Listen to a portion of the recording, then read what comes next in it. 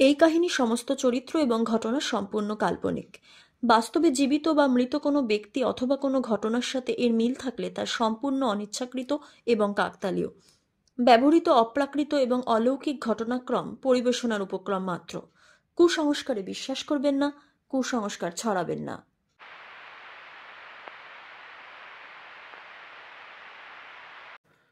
নমস্কার, আপনারা শুনছেন 221B হ্যারিসন রোড, বাংলার ভূত, বাংলার ভয়, উল্টো পাল্টা গল্প নয়।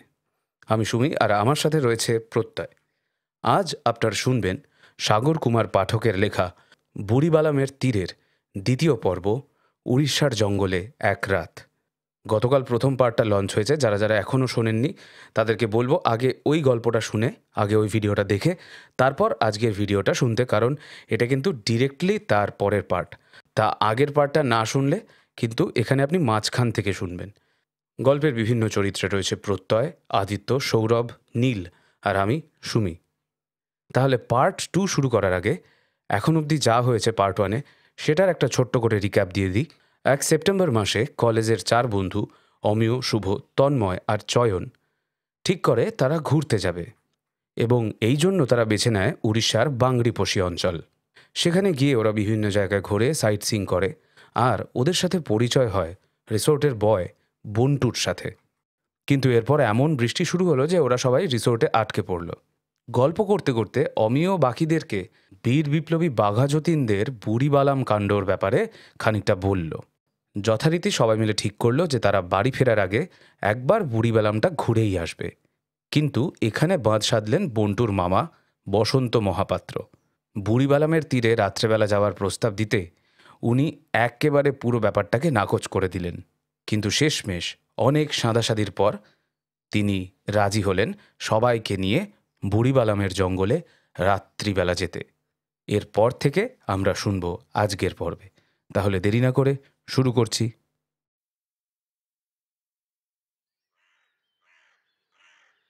11:30টার সময় বন্টু আমাদের ডাকতে এলো। বাইরে বেরিয়ে দেখলাম একটা সাদা রঙের টাটা সুমো দাঁড়িয়ে আছে। ড্রাইভারের সিটের পাশে বসে বসন্ত চাপা স্বরে কিছু বলছিল। আমরা সেখানে হাজির হতেই সে চুপ করে সেই বিরক্তি ভরা মুখে আমাদের দিকে তাকিয়ে রইল। এরপর গাড়ির ইঞ্জিন স্টার্ট দিতেই আমরা নিজেদের মধ্যে হাসি গল্পে মেতে উঠলাম।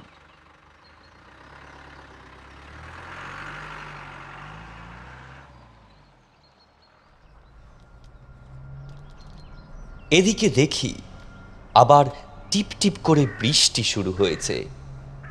আকাশও মেঘে ঢাকা। এই জঙ্গলটার নাম বাড়িপোদার জঙ্গল। এই জঙ্গলে বাঘা যতীনের লড়াইয়ের ঘটনাটা নিয়ে আরও কিছু জানা থাকলে বলো না অমিয় তুমি। ব্যাস, আমি উৎসাহ পেয়ে শুরু করে দিলাম।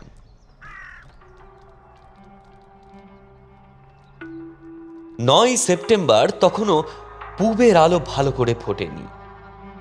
সঙ্গীদের নিয়ে যতীন্দ্রনাথ বুড়িবালামের তীরে উপস্থিত হয়েছিলেন। পাহাড়ি জঙ্গল ভেদ করে যখন তারা নদীর ধারে এলেন, তখন স্থানীয় লোকদের মনে সন্দেহ জাগল।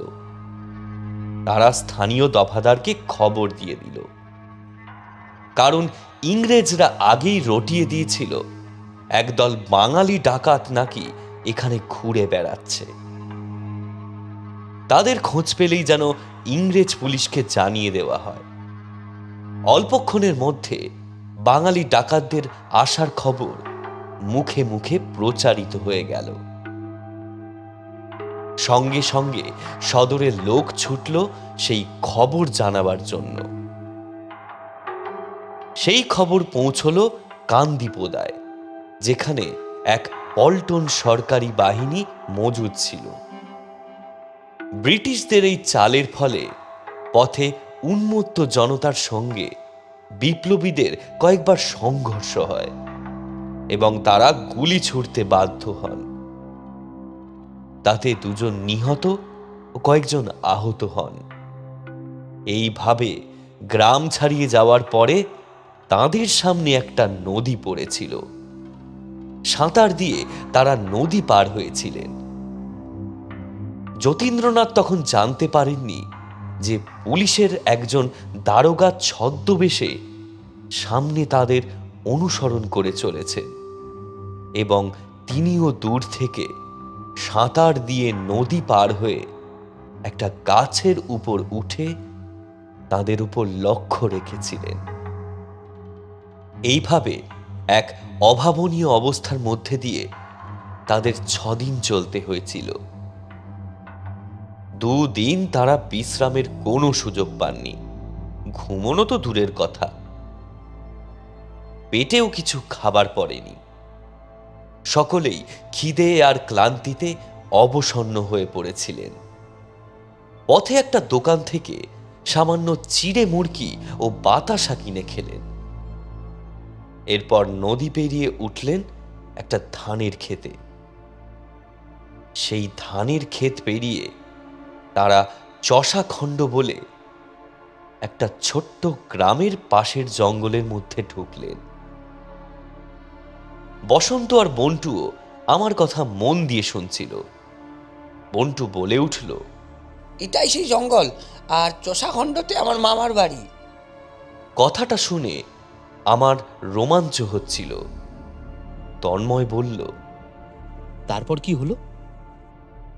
নীরেন তখন অসুস্থ হয়ে পড়েছেন, সুতরাং যতীন্দ্রনাথ আর না গিয়েই সেখানেই একটা ছোট পাহাড় বেছে নিলেন। সেটার একদিকে ছিল একটা পুকুর আর অন্যদিকে ছিল ফাঁকা মাঠ। মাঠের মধ্যে একটা বিরাট উইঢিপি। সেখানেই তিনি 3 দিকে যুদ্ধক্ষেত্রের মতো একটি ট্রেঞ্চ বানালেন।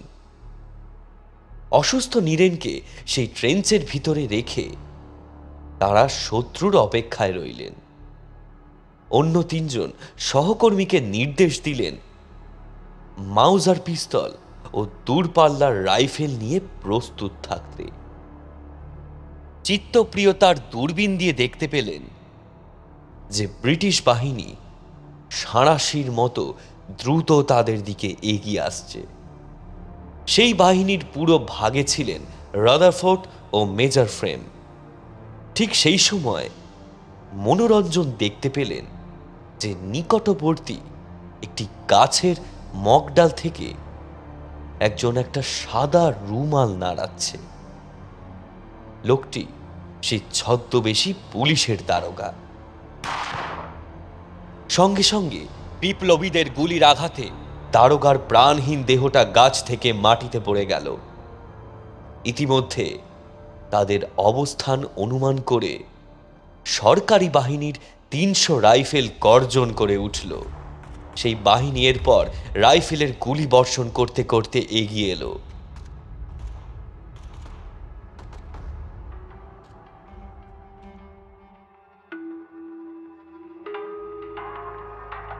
এরপর ঘটনা সবার জানা। এরপর বালেশ্বর হাসপাতালে মৃত্যু পথযাত্রী যতীন্দ্রনাথকে নিয়ে আসা হয়। সরকারের পক্ষ থেকে তাকে বাঁচানোর জন্য বহু চেষ্টা করা হয়েছিল। সেজন্য কটক থেকে ইংরেজ সার্জন জেনারেল পর্যন্ত এসেছিলেন, কিন্তু সব কিছু চেষ্টা ব্যর্থ করে দিয়ে পরের দিন 1915 সালের 10ই সেপ্টেম্বর তারিখে সেই বীরের জীবন প্রদীপ নিভে গিয়েছিল। কথিত আছে যে শেষ নিঃশ্বাস ত্যাগের পূর্বে টেগার তার মাথার টুপি খুলে বাঘা যতীনকে অভিবাদন করে বলেছিলেন, can I do anything for you mister Mukherjee? উত্তরে তিনি শুধু বলেছিলেন, না ধন্যবাদ।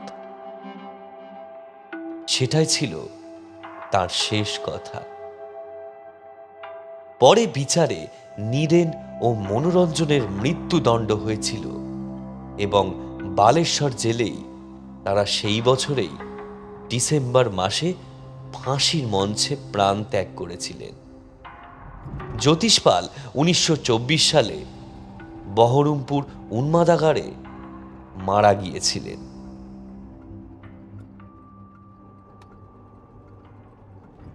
কথা বলতে বলতে খেয়াল করিনি যে আমরা জঙ্গলের একদম ধারে চলে এসেছি। ড্রাইভারকে সেখানে গাড়ি থামাতে বলে বসন্ত নেমে এলো। আমরাও তার দেখাদেখি নেমে এসে তাকে অনুসরণ করলাম। শুধু মোবাইলের টর্চটা জ্বালাতেই বসন্ত বারণ করল। আমরা কিছু না বলে তার পিছু পিছু অগ্রসর হলাম। কিছুক্ষণের মধ্যেই আমাদের চোখ অন্ধকারে সয়ে গেল। জঙ্গলের মধ্যে দিয়ে আমরা দল বেঁধে চলেছি। এমন সময় মেঘের ফাঁক দিয়ে অষ্টমীর চাঁদ উঁকি দিল। সেই আধখানা চাঁদের আলোয় একটা মোহময়ী পরিবেশের সৃষ্টি হয়েছে। অন্ধকারে গাছের দল চুপ করে দাঁড়িয়ে যেন আমাদের লক্ষ্য করছে। হঠাৎ বসন্ত দাঁড়িয়ে পড়ে আমাদের থামতে বলল। বিরক্ত হয়ে বললাম, থামলে কেন? বুড়িবালামের তীরে যাবে না? ଆଜି ମୋରା ବୁଢ଼ୀବାଲମେର ତୀରେ ନାଇଁ ଯାଉଛି। ମୁଁ ଏହି ଜଙ୍ଗଲର ଭିତରେ ଠିଆ ରବ। যা বাবা, ভাবলাম আজকের রাতে বুড়িবালামের তীরে এসে একটা নতুন অভিজ্ঞতা হবে, তা না।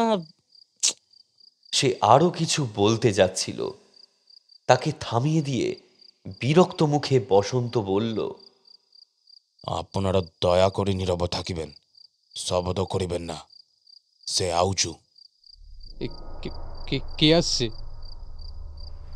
তারপর বসন্ত হাত দিয়ে জঙ্গলের একটা দিকে নির্দেশ করল। আমরা ওর কথা মতো তাই করলাম। কয়েক সেকেন্ড কেটে যাওয়ার পর জঙ্গলের মধ্যে একজন ছুটে আসার শব্দ পেলাম। আমরা সেদিকে তাকিয়ে আছি।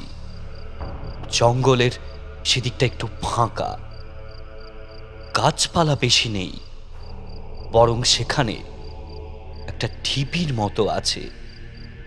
আমার মনে হলো একটা কম বয়সী ছেলে দৌড়ে এবার ঢিপির আড়ালে লুকিয়ে পড়ল। তবে এখান থেকে তার গতিবিধি স্পষ্ট লক্ষ্য করা যাচ্ছে। বেশ বুঝতে পারলাম আমার মতোই সবাই সেই ছেলেটাকে দেখতে পেয়েছে। এবার দেখলাম ছেলেটার হাতে একটা পিস্তল। সেটা সে তার সামনের দিকে, মানে যে রাস্তা দিয়ে দৌড়ে এসেছে সেদিকে তাক করে আছে। আমরা আছি তার ডান দিকে গাছের আড়ালে। এমন সময় দেখলাম একদল মানুষ তার দিকে এগিয়ে এলো। তাদের পরনের পোশাকগুলো একটু অদ্ভুত, খাকি বর্দি হাফ প্যান্ট আর মাথায় টুপি। আজকাল কেউ আর এরকম পোশাক পরে না ঠিকই, তবে কোথায় যেন এরকম পোশাক আমি দেখেছি। আরে এরা তো সেই যাত্রা সিনেমার ইংরেজ আমলের পুলিশের মতো পোশাক পরে আছে দেখছি। এখানে কি কোনো শুটিং ফুটিং হচ্ছে নাকি? সিনেমা শুটিং হলে আলো থাকতো, ক্যামেরা থাকতো, আরো কত লোকজন থাকতো, কিন্তু ওখানটা তো পুরো অন্ধকার। চুপ কর। এমন সময় কান ফাটানো একটা আওয়াজ আর আগুনের ঝলক দেখে বুঝলাম ছেলেটা পিস্তল থেকে গুলি চালিয়েছে। সেই গুলিতে একজন আর্তনাদ করে মাটিতে লুটিয়ে পড়তেই সেই দলটাও পাল্টা গুলি চালাতে লাগলো। মুহুর্মুহু গুলির আওয়াজ, আগুনের ঝলক আর ধোঁয়ায় জায়গাটা রণক্ষেত্রে পরিণত হলো।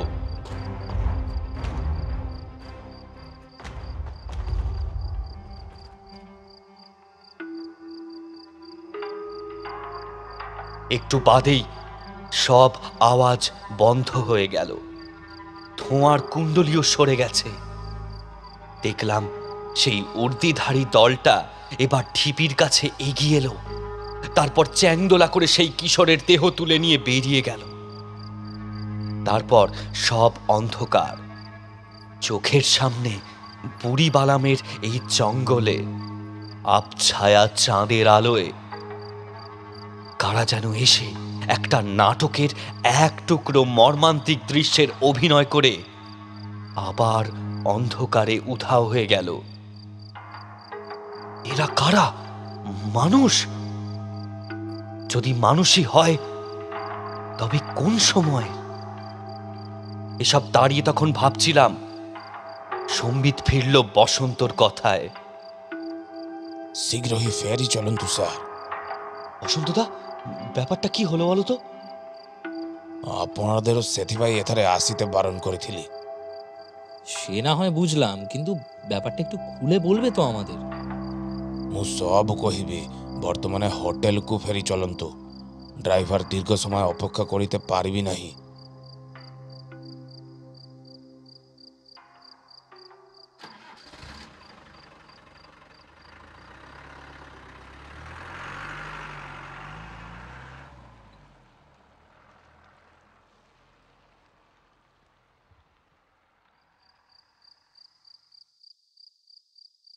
রিসর্টে ফিরে আসার পর বন্টু সবার জন্য কফি করে আনলো।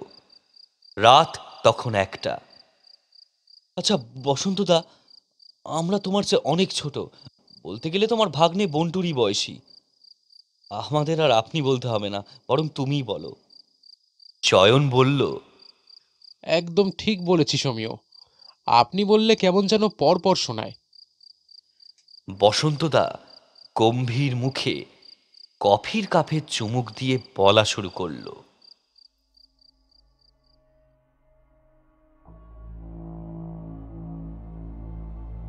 আজ ମୁଁ তোমাদের যে কাহিনী কহিব তাহা এথারের স্বল্প লোকই জানুছি।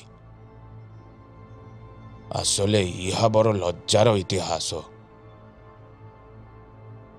তাই এ বিষୟରେ କାରେও ମୁଁ କହିପାରିବି ନାହିଁ। ତଥାପି ଆଜି ତୁମ ସବୁ ନିଜ ଆଖିରେ ଦେଖୁଛି, তাই তোমাদের নিকটে କିଛି লুকাই ପାରିବି ନାହିଁ। ତୁମେ ବାଘା ଯତୀନେର ଯାହା ଇତିହାସ କହିଲା ତାହା ସବୁଟାই ঠিক। তথাপি চষা খণ্ডের পুরনো লোকেরা আরও কিছু জানে যাহা বাহির স্থানের ব্যক্তি জানিপারিবি ନାହିଁ। এখানকার একজন জোদ্দার থিলে, যাহার নাম ମୁଁ ଆଉ উল্লেখ ନାହିଁ করিলাম, কারণ তাহার পরিবার বর্তমানে জীবিত ଅଛି। ସେହି ଜୋଦ୍ଦାରେର 2ଟି ପୁଆ ଥିଲେ, ମାନେ 2ଟି ছেলে। ସେ ଟଙ୍କା ପାଇ ସବୁ କିଛି କରିତେ ପାରନ୍ତି। ସେ যখন খবর পাইলে ব্রিটিশ মানে বাঙালি ডাকাতদের খুঁজিছে, সে ইহা বিষয়ে কিছু সূচনা পাইতে তার চরেদের সমগ্র অঞ্চলে ছড়িয়ে দিলেন। তাহার মানুষেরা যথারীতি খবর পাইলে, তথাপি সেমানে দলটা যে ডাকাত নহে বরং বিপ্লবী সে খবর আনিলে তারা। জোদ্দার দেখিলে ইহা এক ভালা চুক্তি। ব্রিটিশ নিকটে অধিক টঙ্কা রোজগার করা যাই পারিবে। সে নিজের বড় বালকটিকে ইংরেজদের খবর দিউ লাগি পাঠাবারে চিন্তা করিলেন। এদিকে তাহার ছোট বালকটি আবার বিপ্লবীদের প্রতি বহুত শ্রদ্ধা সম্মান করুথিলা। বাপেরও ইংরেজ মানে সাথে ঘনিষ্ঠতা তাহার আদৌ পছন্দ থিলে না। সে নিজ দাদার মুখে ইহ সংবাদ শুনি নিজ পিতারে পুলিশ নিকট খবর করিতে বারণ করিলা। তার দাদা ও ভাইয়ের অনুরোধ রাখিতে রাজি হয়ে গিলা। দু ছেলের সহিত বহু অশান্তি করিবার অন্তে সে জোদ্দার আপনি খবর দিতে রওনা দিবি পারা সিদ্ধান্ত নিলা। ছোট ছেলে তারপর পিতার সিন্দুক থেকে পিস্তল বাহির করি নিজ বাপকে শাসাতে লাগিলে। তাহার বাপও ভাবিছিল তাহার পুয়া ফাঁকা হুমকি দেউছি। ଆଉ ସେଥି ଭେବେ ଯେଇ ସେ ଘୋଡ଼ାର ଉପରେ ଚଢ଼ିତେ ଯାଉଥିଲେ, ଅମନି ତାହାର ଛୋଟ ছেলের ହାତରେ ପିସ୍ତଲଟା ବିସ୍ଫୋରକ ଶବ୍ଦ କରି ଉଠିଲା। ଲକ୍ଷେଶ ଅବର୍ଥ। ଛୋଟ ছেলেটি ଆଉ ଅପେକ୍ଷା ନା କରି ସେଠାରୁ ଧାଇକିରିକିରି ପଲାଇଗିଲା। ବିପ୍ଳବୀ ଦଲକେ ସତର୍କ କରିବା ପାଇଁ ସେ ତାହାদের କୋଠି ବାରି ଛାଡ଼ି ଜଙ୍ଗଲର ଭିତରେ ପ୍ରବେଶ କରିଲା। ସେ ଖବର ପାଇଲେ ଯେ ବିପ୍ଳବୀ ମାନେ ବୁଢ଼ୀବାଲାମେର ନଦୀ କୂଳରେ ଅଛନ୍ତି। ଏହି ସମୟରେ বড় ছেলেটি নিজ ভাইয়েরও এপারি ভয়ঙ্কর কাণ্ড দেখি অভিযোগ করি বসিলা। স্থানীয় পুলিশ বাহিনী তুরন্ত বালকটিকে পিছা করিলা। ও আজ জঙ্গলের ভিতরে প্রবেশ করেছিল, সে সংবাদ তাহারা বড় ছেলেটিকে নিকট পাইলা। যদি সে কোনো প্রকারে বিপ্লবীদের নিকট পৌঁছে পারি তবে সেমানে পলাই যাবে। ইহা পরে পুলিশ জঙ্গলের মাঝি বালকটিকে ঘেরিবা পাই বহুত কৌশল ব্যবহার করিলা। শেষে বালকটি জঙ্গলারে পুলিশ সহ গুলি বিনিময়ারে মৃত্যুবরণ করিলা। তবে ইহারও পূর্বে বালকটির গুলির প্রহারে কিঞ্চিত পুলিশ কর্মী নিহত হয়ে পড়িছিলা। আজি আপনার সেই ঘটনাটাই নিজ আখিরে দেখুছি। সেদিন থিলে 22 ভাদ্র 1322, ইংরাজিতে 4 সেপ্টেম্বর 1915 সাল। প্রতি 22 ভাদ্র জঙ্গলের সেই ঘটনা পুনরাবৃত্তি ঘটুছি। এহিবারেও ঠিক সেই দিন পারি ভাদ্র মাসের 22 তারিখ সেপ্টেম্বর 8 তারিখ পড়ুছি।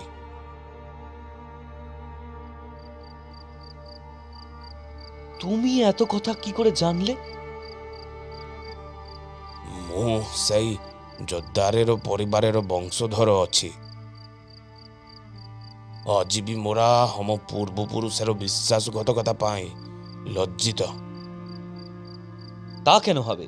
তোমাদের বংশে তো সেই ছোট ছেলের মতো সিংহ হৃদয় বিপ্লবীও জন্মেছিলেন, যিনি দেশের প্রতি ভালোবাসার জন্য নিজের বিশ্বাসঘাতক বাবাকে নিজের হাতে শাস্তি দিয়েছেন। হয়তো ইতিহাসের পাতায় তার স্থান হয়নি, কিন্তু এই সব মানুষের জন্যই আজ আমরা স্বাধীন। বলছি দেখ, কাল তো আমাদের বেলায় ট্রেন। আমরা সকালবেলা একবার বুড়িবালামের তীরে গিয়ে শ্রদ্ধা জানিয়ে আসবো সেই সব মৃত্যুঞ্জয়দের উদ্দেশ্যে, কেমন? ঠিক বলেছিস। আচ্ছা বন্টু আর বসন্তদা, তোমরাও কিন্তু আমাদের সঙ্গে যাবে। দেখলাম বসন্তদার চোখের কোণে চিকচিক করছে জল। আমাদেরও মাথা শ্রদ্ধায় নত হয়ে এলো সেই নাম না জানা বীর শহীদদের স্মরণে। জানালা দিয়ে দেখলাম সেই তরুণের বুকের থেকে বেরিয়ে আসা লাল রক্তের মতো রং মেখে সূর্যদেব উঁকি মারছেন পূব আকাশে।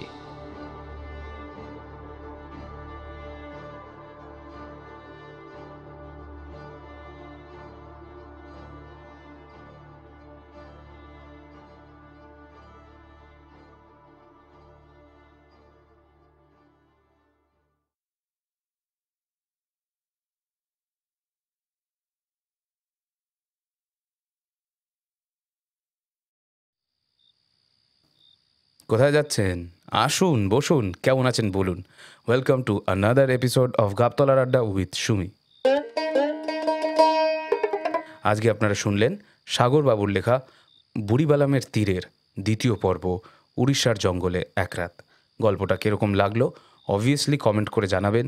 ভালো মন্দ খারাপ আশা করি সবার ভালো লাগবে, কারণ গল্পটা বেশ একটা ঐতিহাসিক প্রেক্ষাপটে লেখা, এবং এইটা সাগরবাবু এবং আমাদের ট্রিবিউট আমাদের দেশের বীর বিপ্লবীদের জন্য, যারা নিজেদের জীবনের বিন্দুমাত্র পরোয়া না করে দেশমাতৃকার জন্য নিজেদের প্রাণ সঁপে দিয়েছিলেন। এই গল্পটা থেকে আপনারা অনেক কিছু শিখতে পারবেন, অনেক কিছু জানতে পারবেন, আমাদের দেশ এবং আমাদের দেশের স্বাধীনতা আন্দোলনের একটা পর্বের ব্যাপারে জানতে পারবেন। আচ্ছা, কমেন্ট সেকশনে আজকে যাওয়ার আগে একটা মজার খেলা খেলি। দেখি কে কতটা মন দিয়ে বুড়িবালামের তীরের দুটো পর্বই শুনল। একটা প্রশ্ন করি। প্রশ্নটা হচ্ছে, স্বাধীনতা সংগ্রামের সময় বিপিন বিহারী গাঙ্গুলি কোন সমিতি প্রতিষ্ঠা করেছিলেন? প্রশ্নটার উত্তর কিন্তু গল্পের দুটো পর্বের মধ্যেই একটাতে আছে। প্রশ্নের উত্তর কিন্তু গল্পের দুটো পর্বের একটার মধ্যেই আছে। দেখি কে কত আগে কমেন্ট করতে পারে। তাহলে চলে যাচ্ছি আজকে কমেন্ট সেকশনে। জয় 3269 বলছে, খুব ভালো লাগলো। আপনাদের গল্প না শুনলে আমার দিন পুরো হয় না। আমি আপনাদের গল্প রোজ শুনি এবং আমার সমস্ত বন্ধুদের সাথে শেয়ার করি। আমি চিরকাল আপনাদের পাশে থাকবো। I wish you all the best. Thank you.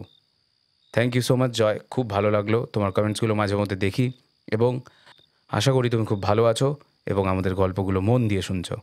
পিঠু184 বলছে, আমি ধনিয়াখালি থেকে শুনছি, খুব সুন্দর। ধনেখালিতে আমি কয়েকদিন আগে গেছিলাম, সেখানে একটা জায়গা ছিল ধনেখালির থেকে একটু দূরে, নামটা ভুলে যাচ্ছি, মনে পড়ছে না। সেখানে অনেক পুরনো পুরনো বাড়ি, মানে গোটা গোটা মানে এক একটা পাড়া পুরো পুরনো রাজকীয় রাজকীয় বাড়িতে ভরা, মানে সে একটা মুন্সিয়ানা একটা বনেদিয়ানা। দারুণ লেগেছিল আমার জায়গাটা, খুব ভালো লাগলো তোমার কমেন্টটা পড়ে পিঠু। চলে যাচ্ছি পরের কমেন্টে। সাদিয়া হাসিন আমাদের মেম্বার বলছে, ঘরের কাজ করতে করতে 221B হ্যারিসন রোডের গল্প না শুনলে কাজে মন বসে না কেন কি জানি। দিনের বেলায় গল্পগুলো শুনি আর রাতে ভূতের ভয়ে লাইট জ্বালিয়ে ঘুমোই। এটা কিন্তু মারাত্মক লাগলো। ইনফ্যাক্ট আমিও যা ভীতু, আমি এরকম ভূতের সিনেমা রাত্রেবেলা পারতপক্ষে দেখি না, আর দেখলেও ওই লাইট ফাইট জ্বালিয়ে বা কারুর সাথে দেখি। চলে যাচ্ছি পরের কমেন্টে। কমেন্টটা করেছেন আমাদের মেম্বার নবনীতা বোস 3868। সবার প্রথমে বলি গেট ওয়েল সুন সাগরবাবু। সেকেন্ড পার্ট আজই চাই। কেমন অর্ধেক হয়ে রয়ে গেল গল্পটা। বাঘা যতীনের ইতিহাসটা বেশ লাগলো, ভালো ছিল। অনেক দিন পর আবার শুনে ভালো লাগলো। আমাকে আগের গল্পে একটা প্রশ্ন করেছিলেন, তার উত্তর আমি দিয়েই দিয়েছিলাম সেদিনই, আশা করছি পেয়েছেন। আর একটু এদিক ওদিক গল্প লেখালেখি করি, আর আমার লেখা গল্পের রেটিং খুব খারাপও নয়। একটা গল্প লিখে আপনাদের পাঠিয়েছি, তার গুণমান বিচার করে যদি আপনারা এই চ্যানেলে শোনান খুশি হব। ব্যাস এইটুকুই। নিশ্চয়ই নবনীতাদি, আমরা আপনার সাবমিশনটা পেয়েছি এবং সেটা আন্ডার প্রসেস রয়েছে। খুব তাড়াতাড়ি হয়তো আমরা সেটার ব্যাপারে জানিয়ে দেব। আর আপনি একটা ইনসিডেন্ট পাঠিয়েছিলেন, সেটাও আমরা পড়েছি, আর খুব তাড়াতাড়ি সেটা আমাদের ডাকবাক্সর শর্টসেও চলে আসবে। ভালো থাকবেন আর এইভাবেই কমেন্ট করতে থাকবেন। ছোট ছোট গল্প, ছোট ছোট এক্সপিরিয়েন্সেস নিশ্চয়ই পাঠাবেন, আমরা প্রত্যেকটা পড়ব। আমাদের মেম্বার এবং অনেক দিনের পরিচিত নেহা দাশগুপ্ত 5565 বলছে, এই সেকেন্ড পার্ট ওয়েট করে থাকবো। সেকেন্ড পার্টের জন্য আর ওয়েট করে থাকতে হলো না। অ্যাজ রিকোয়েস্টেড আমরা আজকেই সেকেন্ড পার্টটা করে দিলাম। গল্পটা টোটাল কেমন লাগলো ডেফিনেটলি কিন্তু কমেন্ট করে জানিও দিদি। আমাদের মেম্বার অভিন্না সিংহ রয় 5832 বলছে, প্লিজ কালকেই চাই সেকেন্ড পর্বটা। সব সময় অপেক্ষা করে থাকি গল্পের, কিন্তু আপনারাই যখন সুযোগ দিলেন তখন আবদার তো করতেই হয়। কালকেই সেকেন্ড পার্টটা শুনতে চাই। ও হ্যাঁ, কথা দিয়েও যে সপাটে চর মারা যায়, এটা কিন্তু আরও বোঝালেন আপনারা। দারুণ। কিছু সময় কিছু মানুষকে নিজের মানসিকতার আয়না দেখানো উচিত। এগিয়ে চলুন, সাথে আছি। থ্যাংক ইউ সো মাচ অভিন্না, খুব ভালো লাগলো কমেন্টটা পড়ে। আর অ্যাজ রিকোয়েস্টেড আমি বলেইছিলাম, তোমরা যদি সবাই কমেন্ট করো তাহলে ডেফিনেটলি আজকের মধ্যে আমরা সেকেন্ড পার্টটা নিয়ে আসবো। সেটা হয়ে গেছে। আর এটা বোধহয় আপনি বলছেন ওই কালকের একটা রিপ্লাইটার ব্যাপারে, ওই ছোট্ট লিমেরিকটার ব্যাপারে। তাই হ্যাঁ, এটা কিছু করার নেই। মানে এই যে দেখুন, আমরা সবার সাথে গল্প করছি, আড্ডা মারছি, নিজেদের মতো গল্প ক্রিয়েট করছি, আপনাদেরকে শোনাচ্ছি, তারপর একটা আড্ডা হচ্ছে। এর মাঝখানে এরকম মন্তব্যগুলো না জাস্ট নেওয়া যায় না। এটাকে বলে চুলকানি। আমাদের এর ভেতরে কোনো হিডেন এজেন্ডা নেই। মানে আপনি একটা কথা ভাবুন, আমরা যদি সত্যিই কোনো পলিটিক্যাল আইডিওলজিকে প্রমোট করতাম, আমার আর প্রত্যয়ের দুজনের কাজ যদি কোনো পলিটিক্যাল আইডিওলজিকে প্রমোট করা হতো, আমরা কি গল্পের মাধ্যম, স্পেশালি ভূতের গল্পের মাধ্যমটাকে বেছে নিতাম আমাদের এই জিনিসগুলোকে প্রকাশ করার জন্য? তাহলে তো ফেসবুকে খুলে লাল পতাকা, নীল পতাকা, হলুদ পতাকা নাড়াতাম। আই গেস সেটা বেশি এফেক্টিভ হতো না? টার্গেট অডিয়েন্সটা বেটার হতো। এখানে তো যারা গল্প ভালোবাসে আমাদের মতোই, তারাই আসে আমাদের কাজগুলো শুনতে। তো কতটা বোকা হলে, কতটা হলে আর কি এই জিনিসগুলো ভাবা যায়, মানে লোকে ভাবে এবং কমেন্টও করে। মানে দেখেও হাসি পায়। রিপ্লাই দিচ্ছিলাম না, এদেরকে রিপ্লাই দিয়ে কোনো লাভ হয় না, বস্তা পচা মেন্টালিটি এদের। কিন্তু স্টিল আর কি দিয়ে দিলাম, লিমেরিকটা মাথায় এলো বলে দিলাম। ওকে রিপ্লাই দেওয়াটা, মানে তাকে রিপ্লাই দেওয়াটা ইম্পর্টেন্ট ছিল না। রোহিত প্রধান 9213 আমাদের মেম্বার বলছে, আমার মায়ের অনুরোধ, আমার কমেন্টটা পড়লে খুব খুশি হতাম, আর আমাদের দুইজনের পক্ষ থেকে অনেক অনেক ভালোবাসা। Thank you so much Rohit. কাকিমাকে অনেক অনেক প্রণাম জানাই। আশা করি ভালো আছেন, খুব ভালো থাকবেন কাকিমা। আর অবভিয়াসলি কিন্তু আমাদের গল্পগুলো শুনবেন এবং নিজে কমেন্ট করবেন। আচ্ছা, চলে যাই পরের কমেন্টে। আমাদের মেম্বার আই এম ইয়াসু বলছে, আচ্ছা এই কমেন্টটা পড়েছে আমার লেখা গল্পে, বারাসাতের ভাতের হোটেল। দারুণ লাগলো গল্পটা। কলকাতায় থাকলে নিশ্চয়ই যেতাম বইমেলাতে আর বইগুলো কালেক্ট করতাম। জাস্ট 12 দিন আগেই কলকাতা থেকে ফিরেছি। I missed it. কোনো চিন্তা নেই, বইগুলো যখন তোমার মনে হবে তোমার প্রয়োজন, তুমি আমাদের সাথে যোগাযোগ করো। বইগুলো আমরা এখান থেকে পাঠিয়ে দেওয়ার ব্যবস্থা করতে পারবো। আমাদের সাথে কথোপকথন প্রোডাকশনস এবং 2 অথর, তাদের সবার সাথেই কন্ট্যাক্টে থাকছি আমরা। যখন দরকার হবে বলবে, আমরা বইগুলো পাঠিয়ে দেওয়ার ব্যবস্থা করব। এছাড়াও বলে রাখি, যারা বইমেলায় যাচ্ছ, আবার বলছি, ডেফিনেটলি কিন্তু কথোপকথন প্রোডাকশনস স্টল নম্বর 628 ভিজিট করবে এবং কালু ডাকাতের আখড়া, ভয়ের মুখোশ, পাদার বনের আড়ালে এই বইগুলো সংগ্রহ করে নেবে। আমাদের মেম্বার জয় বলছে দাদা, আমি জয় ভট্টাচার্য ফ্রম নিউ ব্যারাকপুর। আমি তোমাদের আগের একটা গল্পে আমার সঙ্গে ঘটে যাওয়া একটা ইনসিডেন্ট পাঠিয়েছিলাম, সেটা তো পড়লে না। যদি মনে হয় একবার বলো আড্ডাতে। নিশ্চয়ই বলবো জয়, তোমার আগের ইনসিডেন্টটা আমি সেভ করে রেখেছি এবং আরেকজনেরটাও আমি সেভ করে রেখেছি। মোস্ট প্রবলি আইএম ইয়াসু পাঠিয়েছিল, আরও কয়েকজনেরটা সেভ করা আছে। পরপর আমরা ইনসিডেন্টগুলো পড়ব এবং শর্টসেও তোমাদের নাম মেনশন করে আলাদা করে সেইগুলো কিন্তু আসবে। তোমরা চিন্তা করো না, পরপর আসবে। আচ্ছা, এবার moving on with the comment. আর একটা রিকোয়েস্ট আছে তোমাদের কাছে, যদি পারো তাহলে জোম্যাটো ডেলিভারি বয়দের নিয়ে একটা ভূতের গল্প বানাও, তাহলে একটু অন্য টাইপের কন্টেন্ট হবে। কারণ আমরাও অনেক রাত অবধি ডেলিভার করি। যদি পারো তাহলে ডেলিভারি বয়দের নিয়ে একটা ভূতের গল্প বানিও। থ্যাংক ইউ সো মাচ দাদা। কোইন্সিডেন্টালি এখানে একটা জিনিস বলে রাখি জয়, আমাদের একটা চ্যানেল ছিল ভূত প্রেত, তো সেইখানে যে প্রথম গল্পটা আমি লিখেছিলাম সেটা একটা জোম্যাটো ডেলিভারি বয়কে নিয়ে। তা সেই গল্পটা শুনো, আর ডেফিনেটলি আমরা চেষ্টা করব এরকম একটা ডেলিভারি বয়ের এক্সপিরিয়েন্স নিয়ে একটা গল্প তৈরি করতে। স্টে টিউনড, খুব তাড়াতাড়ি পাবে। আমাদের মেম্বার ওয়ান্ডারার কমিউনিটি 4887 বলছে, নমস্কার, 221B হ্যারিসন রোড। সত্যি বলতে আমি আজকে গল্পটা শুনলাম, কুম্ভমেলায় গিয়েছিলাম তাই দেরি হয়ে গেল। Wow, congratulations. হ্যাঁ, আপনি তো বলেছিলেন যে আপনি যাবেন, খুব ভালো লাগলো শুনে।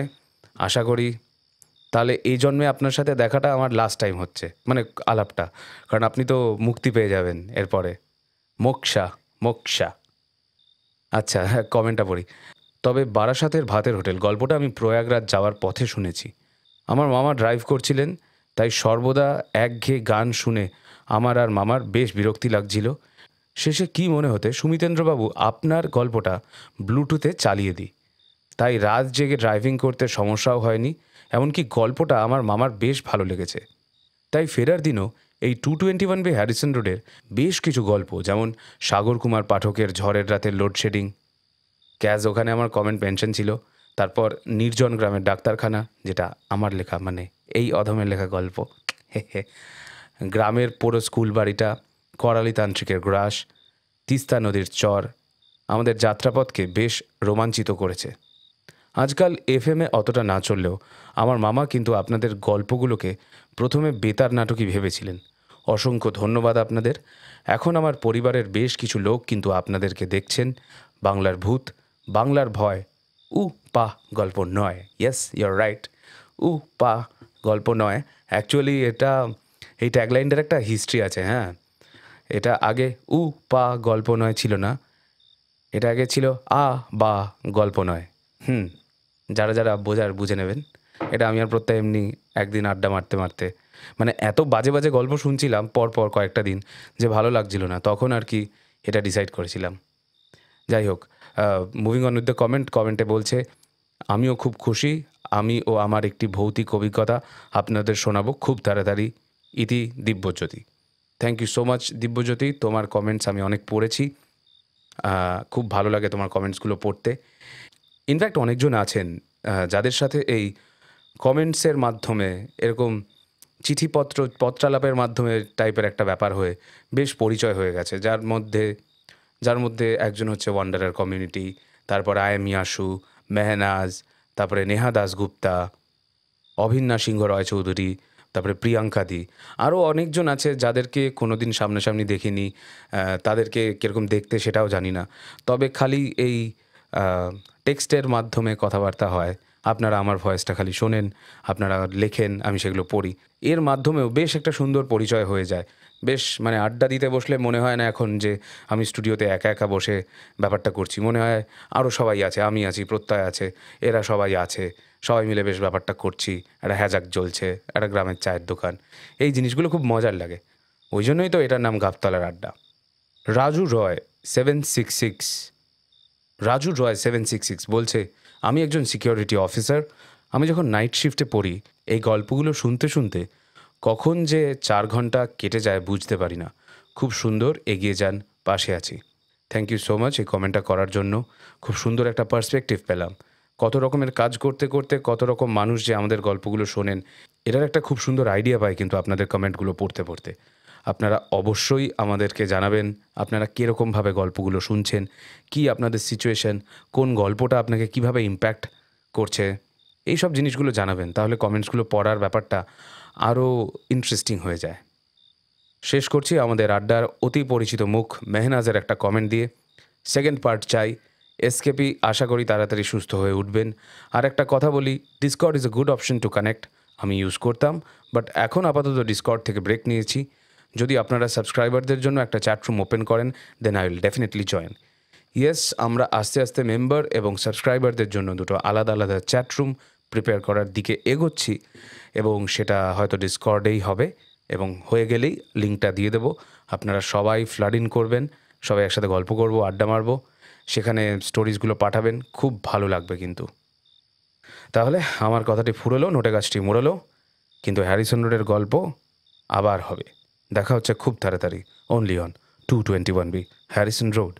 বাংলার ভূত, বাংলার ভয়, উল্টো পাল্টা গল্প নয়, বা ইন দিস কেস পা গল্প নয়।